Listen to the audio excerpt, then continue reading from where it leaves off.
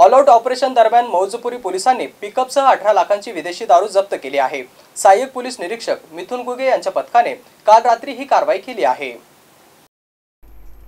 All out operation दरम्यान काल रात्री रामनगर साखर कारखाना येथे करण्यात आलेल्या नाकाबंदी प्रसंगी पोलिसांनी जालनाकडून भरधाव वेगात मंठ्याकडे जाणाऱ्या पिकअप वाहनाचा पाठलाग करून 8,53,000 रुपयांचा विदेशी मद्याचे 100 बॉक्स आणि 10 लाख रुपयांचे पिकअप वाहन असे एकूण 18,53,000 रुपयांचा मुद्देमाल जप्त केला असल्याची माहिती मौजपुरी पोलीस ठाण्याचे सहाय्यक पोलीस निरीक्षक मिथुन घुगे यांनी दिली आहे।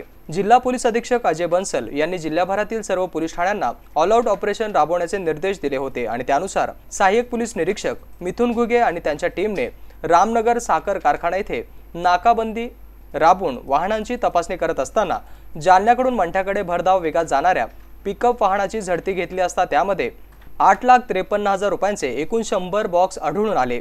संबंधित मद्याबाबत पिकअप चालकाने समाधानकारक उत्तर न दिल्याने पोलिसांनी विदेशी मद्यासह पिकअप देखील जप्त केली आहे। दरम्यान राजू साहेबराव भालेराव आणि लखन अंबोरे या दोन्ही आरोपींना न्यायालयात हजर केले असता न्यायालयाने त्यांना 2 दिवसांची पोलीस कोठडी सुनावली आहे।